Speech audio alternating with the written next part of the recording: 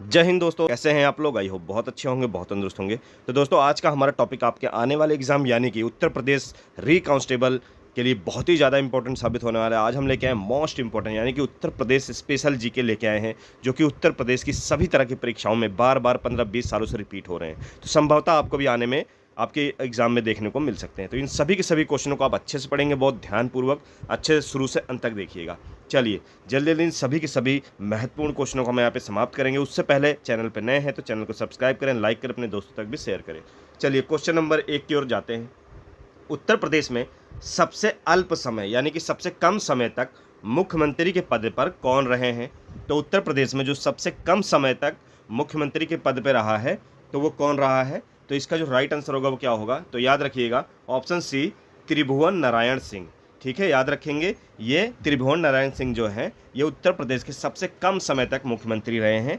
कब से कब तक रहे थे ये 1970 से 71 तक। ठीक है, कब तक रहे हैं, 1970 तक, 1970 से 1971। ठीक है, याद रखिएगा लगभग 1 साल से भी कम समय तक ये उत्तर प्रदेश के मुख्यमंत्री के पद पर रहे थे, यानी कि ये सबसे कम समय तक रहे हैं, सबसे अल्प समय तक रहे हैं। ठीक है, याद रखिएगा। चलिए आगे बढ़ते हैं। अगला क्वेश्चन पूछता है उत्तर प्रदेश में मुख्यमंत्री पद पर सबसे अधिक समय तक रहने वाले व्यक्ति का नाम बताइए। तो सबसे अधिक समय तक जो रहे हैं वो उन्होंने सबका रिकॉर्ड तोड़ दिया, यानी कि योगी आदित्यनाथ। ठीक है, याद रखेंगे योगी आदित्यनाथ जो हैं वो उत्तर प्रदेश के मुख्यमंत्री पद पर रहने वाले सबसे ज़्यादा समय तक यानी कि लगातार सबसे ज़्यादा समय तक रहने वाले मुख्यमंत्री बन गए हैं। ठीक है, याद रखिएगा। तो यहाँ पे लगातार की बात हो रही है। ठीक है, तो याद रखेंगे। तो ये कब से कब तक पद पर आसीन है, ये 2017 से अब तक। ठीक है, यानी कि 2024 अभी तक जो है ये पद पर आसीन है। ठीक है, याद रखेंगे। चलिए आगे बढ़ते हैं। अगला क्वेश्चन क्या कहता है, वर्तमान में उत्तर प्रदेश के राज्यपाल का नाम बताइए। वर्तमान में उत्तर प्रदेश का राज्यपाल कौन है। तो याद रखेंगे इसका राइट आंसर होगा श्रीमती आनंदीबेन पटेल, यानी कि ऑप्शन सी आपका बिल्कुल राइट आंसर है। वर्तमान समय में उत्तर प्रदेश के जो राज्यपाल हैं वो हैं ऑप्शन सी, श्रीमती आनंदीबेन पटेल। बस इतना आपको याद रखना है। चलिए अगला क्वेश्चन कहता है उत्तर प्रदेश में विधानसभा को भंग करने का अधिकार किसे है। उत्तर प्रदेश में विधानसभा को भंग करने का अधिकार किसे है।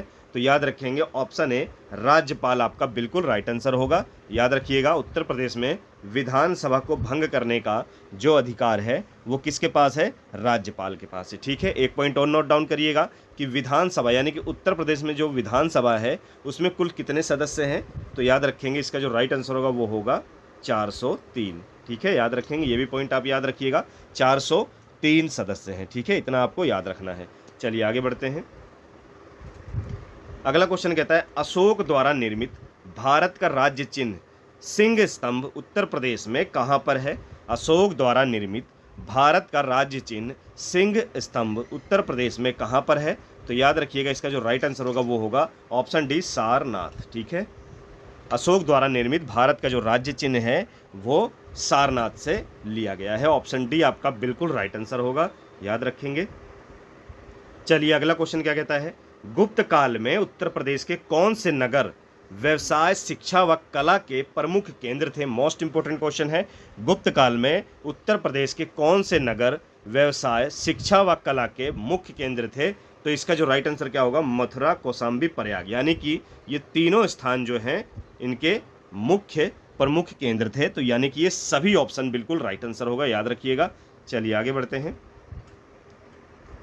अगला क्वेश्चन क्या कहता है, बौद्ध धर्म की वज्रयान शाखा का उदय उत्तर प्रदेश में कहां पर हुआ। बौद्ध धर्म की वज्रयान शाखा का उदय उत्तर प्रदेश में कहां पर हुआ। तो याद रखेंगे ऑप्शन बी, सारनाथ आपका क्या है, बिल्कुल राइट आंसर होगा, याद रखिएगा। तो option B Sarnath 100% right answer है। चलिए आगे बढ़ते हैं। अगला क्वेश्चन क्या कहता है, उत्तर प्रदेश में काकोरी षड्यंत्र कांड कब हुआ। उत्तर प्रदेश में काकोरी षड्यंत्र कांड कब हुआ। तो याद रखेंगे दोस्तों इसका जो राइट आंसर होगा वो होगा 9 अगस्त 1925। काकोरी एक स्थान है लखनऊ के नज़दीक। ठीक है, काकोरी एक स्थान है लखनऊ के नज़दीक, वहीं पर 9 अगस्त 1925 में काकोरी कांड हुआ था, जिसे ट्रेन डकैती भी कहा जाता है। ठीक है, याद रखिए क्या कहा जाता है, ट्रेन डकैती कांड भी कहा जाता है। ठीक है, याद रखेंगे। चलिए कब हुआ था? 9 अगस्त 1925 आपका बिल्कुल राइट आंसर है। चलिए आगे बढ़ेंगे। अगला क्वेश्चन क्या कहता है? उत्तर प्रदेश में अयोध्या में स्थित शिलालेख किस काल का है? मोस्ट इंपॉर्टेंट क्वेश्चन है। अयोध्या में स्थित शिलालेख किस काल का है? तो सभी लोग अच्छे से नोट डाउन करिएगा, ये है शुंग काल का। कब का है? शुंग काल का। और जो शुंग काल के प्रथम राजा थे वो कौन था? पुष्यमित्र शुंग। कौन था?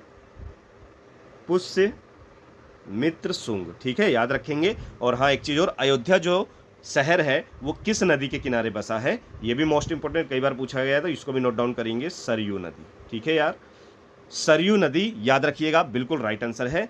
चलिए तो अगला क्वेश्चन देखते हैं।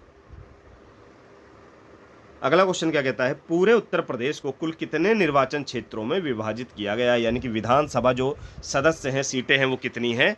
तो याद रखिएगा 403 याद रखना है आप लोगों को, मोस्ट इंपॉर्टेंट है। तो कुल कितने निर्वाचन क्षेत्रों में विभाजित है? 403। यही बात होती विधान परिषद की।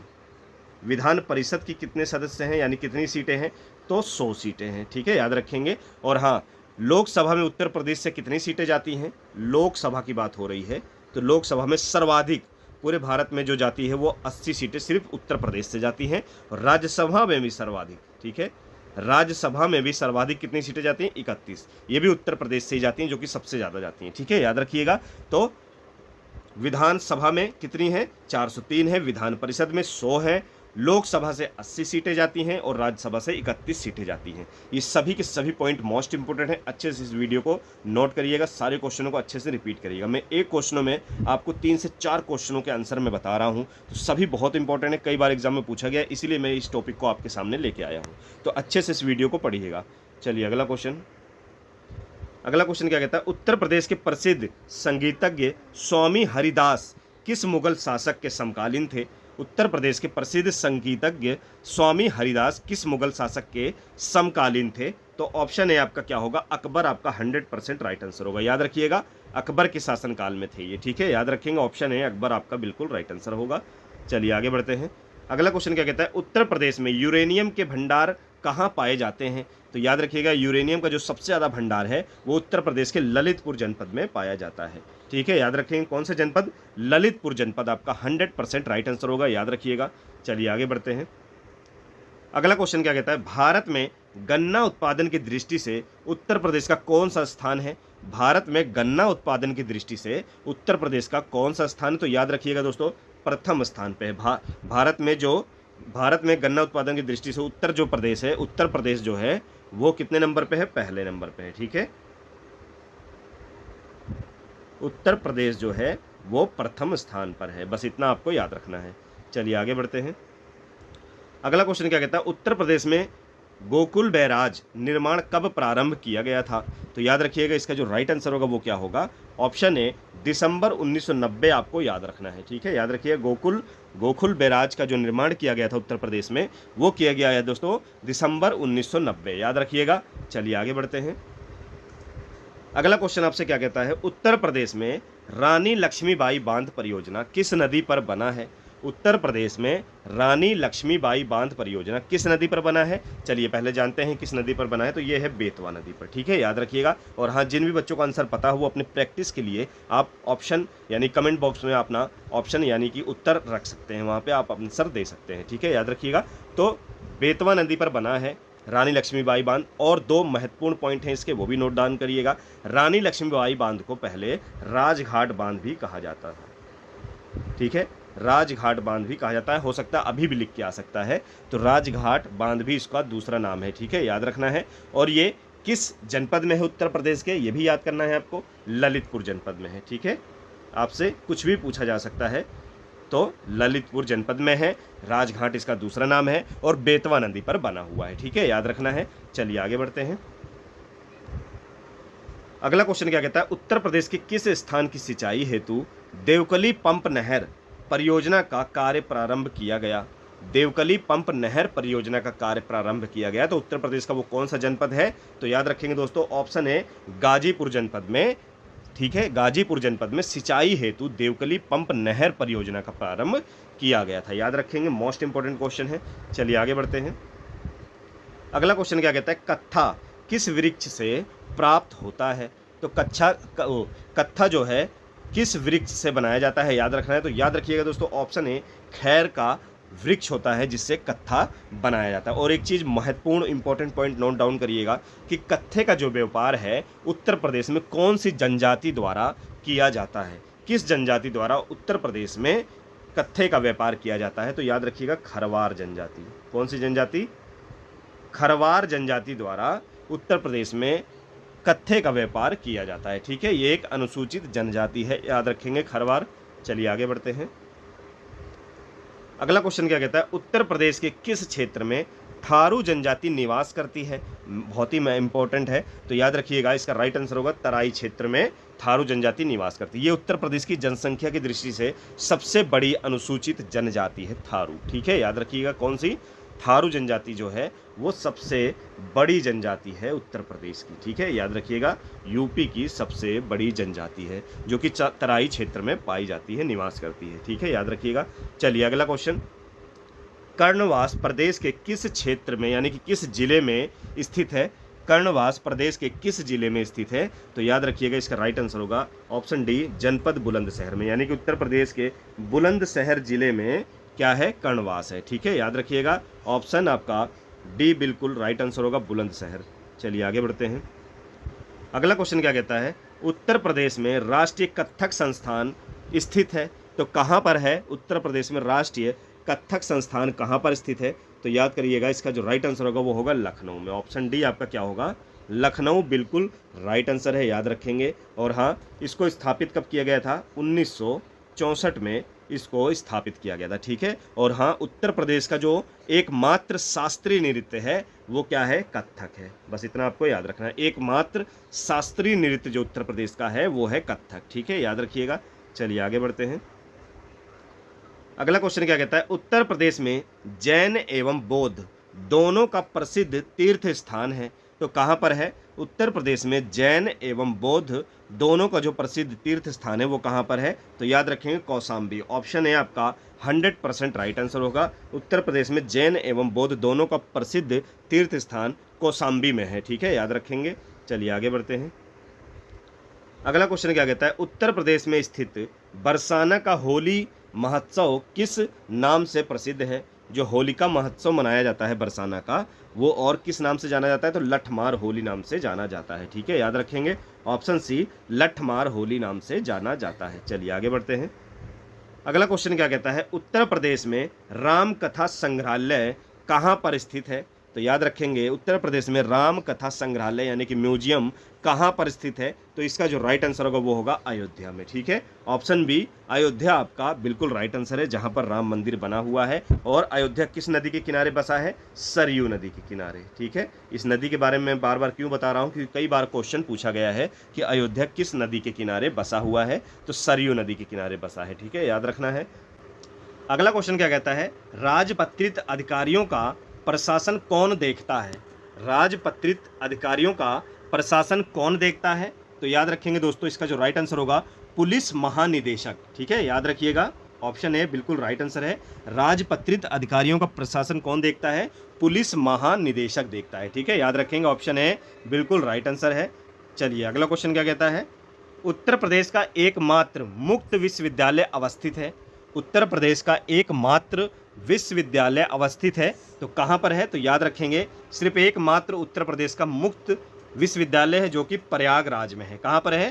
प्रयागराज में है, बिल्कुल राइट आंसर है इसका। और इसका क्या नाम है? इस मुक्त विद्यालय का क्या नाम है?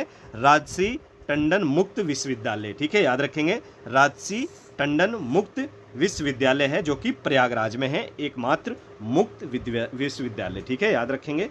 चलिए आगे बढ़ते हैं। कर्मा एक लोक नृत्य है, किस क्षेत्र का है? तो याद रखेंगे कर्मा सोनभद्र का है। ठीक है, सोनभद्र बिल्कुल राइट आंसर है आपका, ऑप्शन है सोनभद्र बिल्कुल राइट आंसर है। चलिए आगे बढ़ेंगे।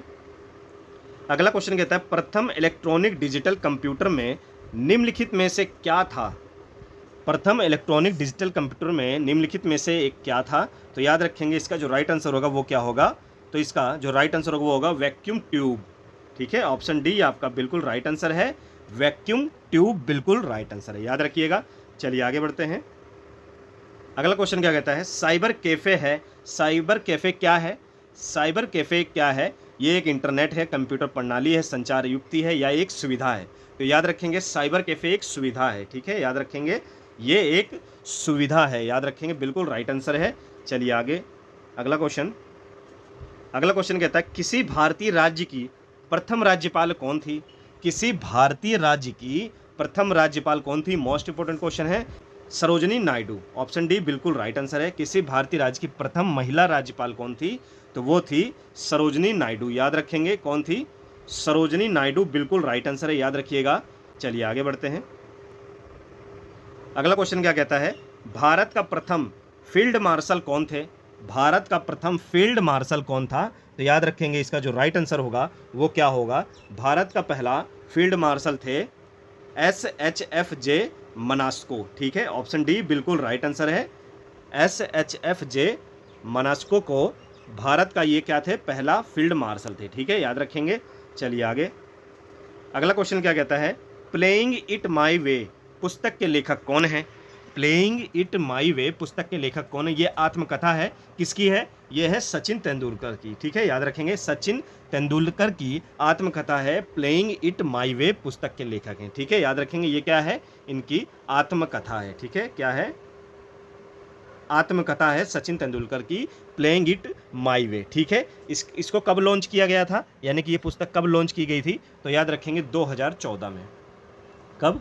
2014 में ये पुस्तक लॉन्च की गई थी, ठीक है, याद रखेंगे। एक चीज़ और नोट डाउन करिएगा, ये पॉइंट बहुत ही इंपॉर्टेंट है कि भारत में ऐसे व्यक्ति, मतलब कि सबसे कम उम्र के व्यक्ति जिनको भारत रत्न पुरस्कार मिला है, ठीक है, याद रखेंगे। एकमात्र ऐसे व्यक्ति हैं जिनको सबसे कम उम्र में भारत रत्न मिला है, वो कौन है? वो भी सचिन तेंदुलकर हैं, जिनको 40 वर्ष के थे ये जब इनको ये पुरस्कार मिला, भारत रत्न पुरस्कार, जो कि 2014 में दिया गया था, ठीक है। 2014 में सचिन तेंदुलकर को भारत रत्न पुरस्कार से नवाजा गया था, जो कि सबसे कम उम्र के भारतीय हैं जिनको भारत रत्न पुरस्कार से इनको नवाजा गया था, जो कि सबसे कम उम्र के हैं जिनको भारत रत्न पुरस्कार मिला, ठीक है। 40 वर्ष के थे, सन 2014 में इनको मिला, ठीक है, याद रखेंगे। चलिए आगे बढ़ते हैं। अगला क्वेश्चन क्या कहता है उत्तर प्रदेश की प्रथम महिला मुख्यमंत्री कौन थी?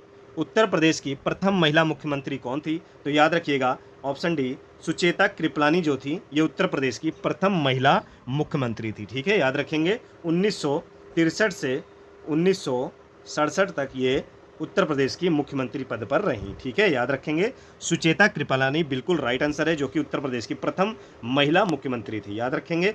चलिए आगे बढ़ते हैं। अगला क्वेश्चन क्या कहता है कनाडा की राजधानी क्या है? कनाडा की राजधानी क्या है? मोस्ट इंपॉर्टेंट है, तो याद रखेंगे कनाडा की जो राजधानी वो है ओटावा, ठीक है, याद रखेंगे। कनाडा की राजधानी क्या है? वो है ओटावा, ठीक है। ये ओटावा नदी के किनारे बसा हुआ है, ठीक है। ये नगर जो है ओटावा नदी के दाहिनी किनारे बसा हुआ है, ठीक है, याद रखेंगे। ये भी याद करेंगे कि कनाडा की राजधानी ओटावा किस नदी के किनारे बसा है? तो ओटावा नदी के किनारे बसा हुआ है, ठीक है, दाहिनी तरफ। चलिए अगला क्वेश्चन प्रोटीन किससे पचता है? प्रोटीन किससे पचता है? तो याद रखेंगे इसका जो राइट आंसर होगा वो होगा लाइपेज, ठीक है, ऑप्शन सी लाइपेज से प्रोटीन पचता है, ठीक है, याद रखेंगे, बिल्कुल ऑप्शन सी आपका राइट आंसर है। चलिए आगे बढ़ते हैं। अगला क्वेश्चन क्या कहता है भारतीय डीएनए फिंगरप्रिंट के पितामह का नाम क्या है? यानी कि पिता कौन थे? भारतीय डीएनए फिंगरप्रिंट के पिता का क्या नाम है? तो याद रखेंगे इसका जो राइट आंसर होगा वो क्या होगा? लालजी सिंह, ऑप्शन डी आपका बिल्कुल राइट आंसर है। भारतीय डीएनए फिंगरप्रिंट के पिता कौन है? लालजी सिंह है, ठीक है, याद रखिएगा। चलिए आगे बढ़ते हैं। अगला क्वेश्चन क्या कहता है फोटोग्राफिक प्लेट में किस रसायन का प्रयोग किया जाता है? फोटोग्राफिक प्लेट में किस रसायन का प्रयोग किया जाता है? तो इसका जो राइट आंसर होगा वो क्या होगा? याद रखेंगे सिल्वर ब्रोमाइड, ऑप्शन बी बिल्कुल राइट आंसर है। फोटोग्राफिक प्लेट में सिल्वर ब्रोमाइड रसायन का प्रयोग किया जाता है, ऑप्शन बी बिल्कुल राइट आंसर है, याद रखेंगे। चलिए अगला क्वेश्चन कहता है रक्त समूह ओ वाला व्यक्ति किस रक्त समूह के व्यक्तियों से रक्त ले सकता है? यानी कि जिसका ओ रक्त समूह है वो किस रक्त समूह वाले व्यक्तियों से रक्त ले सकता है? तो याद रखिएगा केवल ओ समूह वालों से ले सकता है, ठीक है। ओ समूह वाला व्यक्ति केवल ओ समूह वाले व्यक्ति से जो है रक्त ले सकता है, ठीक है, ऑप्शन बी केवल ओ बिल्कुल राइट आंसर है। चलिए अगला क्वेश्चन रोलेट एक्ट किस वायसराय के काल में पारित हुआ था? रोलेट एक्ट किस वायसराय के काल में पारित हुआ था? इसका राइट आंसर क्या होगा? तो याद रखेंगे चेम्सफोर्ड, ठीक है, लॉर्ड चेम्सफोर्ड के काल में पारित हुआ था, ठीक है, वर्ष 1919, ये भी याद रखेंगे आप, ठीक है, वर्ष 1919 में लॉर्ड चेम्सफोर्ड के शासनकाल में क्या पारित हुआ था? रोलेट एक्ट, ठीक है, याद रखिएगा। चलिए आगे बढ़ते हैं। अगला क्वेश्चन क्या कहता है? फूट डालो और राज करो की रणनीति अपनाई गई थी, किसके द्वारा अपनाई गई थी? फूट डालो और राज करो की नीति अपनाई गई थी, वो अपनाई गई थी लॉर्ड कर्जन के द्वारा, ठीक है, ऑप्शन ए बिल्कुल राइट आंसर है। लॉर्ड कर्जन के द्वारा फूट डालो और राज करो की नीति अपनाई गई थी। इसके परिणाम स्वरूप क्या हुआ था? बंगाल का विभाजन हो गया था, ठीक है, इस नीति के तहत बंगाल का विभाजन हो गया था। कब? 1905 में, ठीक है, याद रखिएगा। चलिए आगे बढ़ेंगे अगले क्वेश्चन की ओर। अगला क्वेश्चन क्या कहता है? द्वितीय बौद्ध संगीति का आयोजन कहाँ हुआ था? द्वितीय यानी कि दूसरा बौद्ध संगीति का आयोजन कहाँ पर हुआ था? तो याद रखेंगे दोस्तों, इसका जो राइट आंसर होगा वो क्या होगा? वैशाली में। याद रखिएगा, द्वितीय बौद्ध संगीति का आयोजन कहाँ हुआ था? वैशाली में हुआ था, ठीक है, वर्ष 383 ईसा पूर्व, ठीक है, ईसा पूर्व में हुआ था, ठीक है। उस समय शासनकाल किसका था? यानी शासक कौन था? कालाशोक, याद रखिएगा, कालाशोक का शासनकाल था, ठीक। और अध्यक्षता किसने की? द्वितीय बौद्ध संगीति की जो अध्यक्षता की वो किसने की? तो याद रखेंगे, जिसने अध्यक्षता की वो कौन था? सबकामी, ठीक है, सबकामी ने इसकी अध्यक्षता की। यहाँ आपके 4 क्वेश्चन बनते हैं। एक तो ये बौद्ध संगीति कहाँ पर आयोजन किया गया? द्वितीय, वैशाली में। दूसरा आपसे पूछ सकता है किस वर्ष किया गया? 383 ईसा पूर्व। तीसरा आपसे पूछ सकता है कि द्वितीय बौद्ध संगीति का किसके शासनकाल में हुआ? तो कालाशोक के शासनकाल में हुआ। या चौथा आपसे पूछ सकता है द्वितीय बौद्ध संगीति की अध्यक्षता किसने की? तो सबकामी ने की, ठीक है, याद रखेंगे, बहुत ही इंपॉर्टेंट है, कुछ भी आपसे पूछ सकता है। तो सारे पॉइंट अच्छे से नोट डाउन करिएगा, बहुत सरल तरीके से और अच्छे तरीके से मैं आपको सारे पॉइंट यहाँ पे क्लियर कर रहा हूँ, तो अच्छे से पढ़िएगा दोस्तों, काफ़ी हेल्पफुल साबित होने वाली ये वीडियो, बहुत ही इंपॉर्टेंट वीडियो है। ऐसे हमारे साथ जुड़े रहिए, रोज़ डेली हम नए नए अपडेट आप लोगों के लिए लाते रहते हैं। आप हमारे चैनल पर जाके प्लेलिस्ट में जाके आप अपने एग्जाम की तैयारी कर सकते हैं। बहुत ही इंपॉर्टेंट वीडियो वहाँ पे पड़ी हैं, वो चाहे हिंदी साहित्य से हो, हिंदी साहित्य पुरस्कार हो, हिंदी साहित्य से कितने कोई भी सिलेबस हो, यानी कि प्रसिद्ध लेखक, कवि, लेखक और उनकी रचनाएं हो, सभी आपको वहाँ पे देखने को मिलेगी। बहुत ही ट्रेंडिंग टॉपिक है और बहुत अच्छे से उसको पढ़िएगा दोस्तों। काफ़ी बार एग्जाम में ये सारे के सारे क्वेश्चन पूछे जाते हैं। चलिए अगला क्वेश्चन क्या कहता है? निम्नलिखित में से कौन भारतीय राष्ट्रीय कांग्रेस की प्रथम महिला अध्यक्ष थी? निम्नलिखित में से कौन भारतीय राष्ट्रीय कांग्रेस की प्रथम महिला अध्यक्ष कौन थी?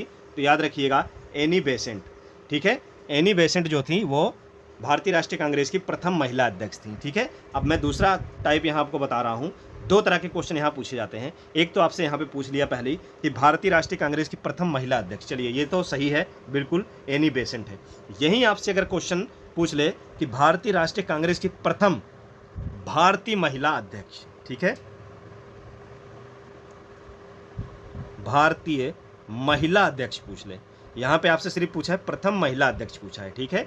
यहीं आपसे अगर पूछ ले कि भारतीय महिला अध्यक्ष कौन थी, तो याद रखिएगा सरोजनी नायडू, ठीक है, सरोजनी नायडू होगा आपका, जिन्होंने 1925 में ये अध्यक्षता की, ठीक है, सरोजनी नायडू होगा, याद रखिएगा, जिन्होंने 1925 में इनको क्या हुआ?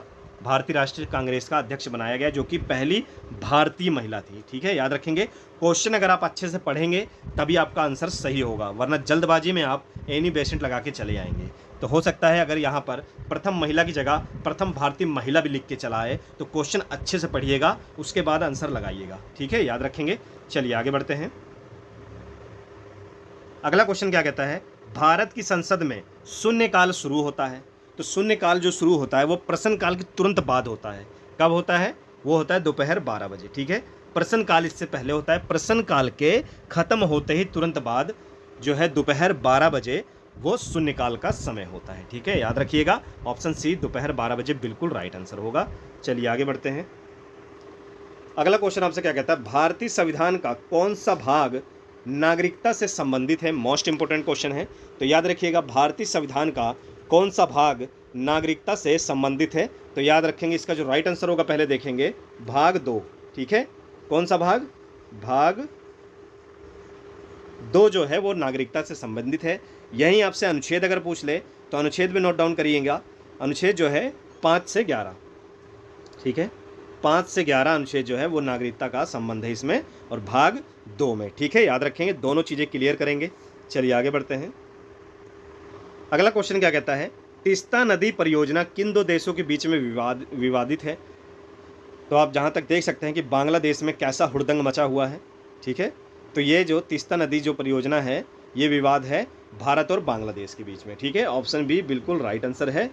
तीस्ता नदी परियोजना किन दो देशों के बीच में है, तो भारत तथा बांग्लादेश के बीच में। ये भी क्वेश्चन कई बार रिपीटेड है हर तरह के एग्जामों में, तो सारे क्वेश्चन अच्छे से पढ़िएगा। एक चीज़ मैं आप लोगों को बता देना चाहता हूँ कि कोई भी एग्जाम होता है उसमें जितने भी 15 से 20 साल में जितने भी रिपीट क्वेश्चन आए होते हैं, संभवतः 15 से 25% चांस होते हैं कि आपको प्रीवियस ईयर के क्वेश्चन दोबारा से डाले जाएं, ठीक है, याद रखेंगे। इसीलिए प्रीवियस ईयर जितने भी प्रैक्टिस होते हैं उनको ज़रूर लगाना चाहिए, क्योंकि 15 से 20 साल में जितने भी एग्ज़ाम हुए रहते हैं उनमें से आपको काफ़ी क्वेश्चन देखने को मिलेंगे आपके आने वाले एग्जामों में, ठीक है, याद रखिएगा।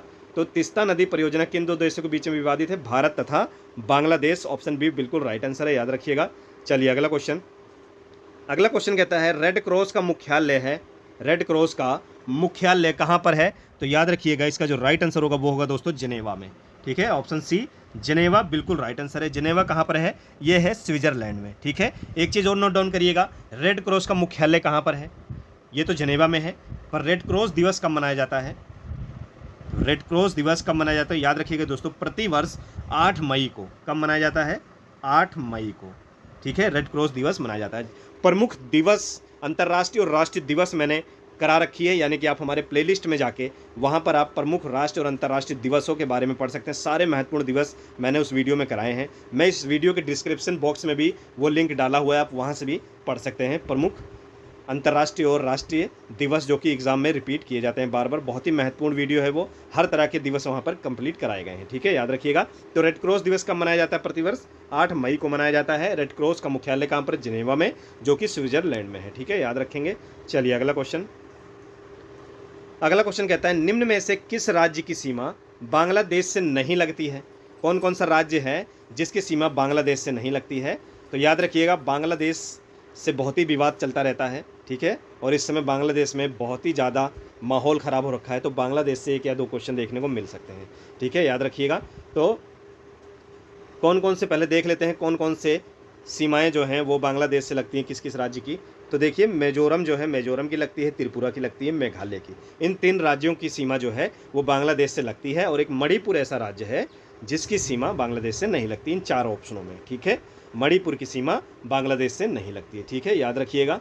चलिए अगला क्वेश्चन, एक चीज़ नोट डाउन करिएगा, करंट के क्वेश्चन के लिए जितने भी देश पूरे वर्ल्ड के हैं, यानी कि विश्व में जितने भी देशों में विवाद चल रहे हैं, उन देशों के बारे में आप जरूर पूरी जानकारी रखिएगा, क्योंकि उन देशों के बारे में ही करंट में क्वेश्चन आपसे पूछेगा। जिन भी देशों में विवाद चल रहे हैं उस देशों की मुद्रा, राजधानियाँ और उस देश में क्या क्या चीज़ें बहुत ही इंपॉर्टेंट हैं, वो चीज़ आप वहाँ की पढ़ेंगे, क्योंकि करंट में वहीं से रिलेटेड क्वेश्चन बिल्कुल डाला जाता है, ठीक है, याद रखेंगे। निम्न में से कौन एक भारत की सबसे पुरानी तेल शोधक इकाई है, निम्न में से कौन एक भारत की सबसे पुरानी तेल शोधक इकाई है, यानी कि पुरानी है तो वो पहली भी होगी, प्रथम भी होगी, तो याद रखेंगे डिगबोई, ठीक है। डिगबोई जो तेल शोधक कारखाना है या तेल शोधक इकाई है वो भारत में सबसे पुरानी और पहली है। वर्ष 1901 में इसको स्थापित किया गया था, ठीक है, वर्ष भी याद रखेंगे आप, वर्ष 1901 में इसको स्थापित किया गया था। डिगबोई कहाँ पर है, यह है असम में, ठीक है, याद रखेंगे। डिगबोई कहाँ पर है, असम राज्य में, ठीक है। काफ़ी पॉइंट में एक ही क्वेश्चन में आपको 3-4 पॉइंट बता रहा हूँ दोस्तों, बहुत ही इंपॉर्टेंट पॉइंट हैं, सभी के सभी एग्जाम में पूछे जाते हैं, तो अच्छे से रटिएगा, ठीक है, याद रखेंगे। पढ़ने में मज़ा आ रहा हो तो लाइक जरूर करिए, क्वेश्चन अच्छे लग रहे हो फीडबैक दीजिए, और नए हो तो सब्सक्राइब जरूर करना, सब्सक्राइब किए बिना ना जाना दोस्तों, क्योंकि हम रोज डेली आप लोगों के लिए बहुत ही मेहनत से और मोस्ट इंपॉर्टेंट टॉपिक लेके आते हैं, ठीक है, याद रखिएगा। चलिए अगले क्वेश्चन की ओर चलते हैं। अगला क्वेश्चन क्या कहता है, डेविस कप का संबंध किस खेल से है, डेविस कप का संबंध किस खेल से है, तो याद रखेंगे इसका जो राइट आंसर होगा वो क्या होगा, डेविस कप का संबंध जो है वो किससे है दोस्तों, वो है लॉन टेनिस से, ठीक है। टेबल टेनिस भी ऑप्शन में डाला हुआ है कंफ्यूज करने के लिए, तो ये लॉन टेनिस से है, ठीक है, याद रखिएगा। चलिए आगे बढ़ेंगे। अगला क्वेश्चन क्या कहता है, माउंट एवरेस्ट पर चढ़ने वाली प्रथम छिन्न अंग वाली भारतीय महिला कौन थी। छिन्न अंग से मतलब है दोस्तों हैंडीकैप, ठीक है, हैंडीकैप महिला थी जो कि माउंट एवरेस्ट पर चढ़ी हैं प्रथम, ठीक है, याद रखेंगे वर्ष 2013 में ये चढ़ी थी, इन्होंने पूरा किया था ये चढ़ान, ठीक है। बहुत ही इंपॉर्टेंट है इसलिए क्योंकि ये उत्तर प्रदेश की हैं। उत्तर प्रदेश की कहाँ की हैं? अंबेडकर नगर की, ठीक है। कौन है? अरुणिमा सिन्हा, यानी कि ऑप्शन है आपका बिल्कुल राइट आंसर है। कहाँ की हैं ये? अंबेडकर नगर की, ठीक है। उत्तर प्रदेश के अंबेडकर नगर जनपद की अरुणिमा सिन्हा ने 2013 में माउंट एवरेस्ट पर चढ़ी, ठीक है, पहली हैंडीकैप महिला है, ठीक है, याद रखेंगे, इसलिए मोस्ट इंपॉर्टेंट है क्योंकि ये पहली हैंडीकैप महिला है, ठीक है, इसलिए मोस्ट इंपॉर्टेंट है। चलिए आगे बढ़ेंगे अगले क्वेश्चन की ओर। अगला क्वेश्चन क्या कहता है? उस भारतीय का नाम था जिन्होंने तीनों गोलमेज सम्मेलन में भाग लिया। वो कौन भारतीय थे जिन्होंने तीनों गोलमेज सम्मेलन में भाग लिया? तो वो थे डॉक्टर भीमराव अंबेडकर, ठीक है। कौन थे?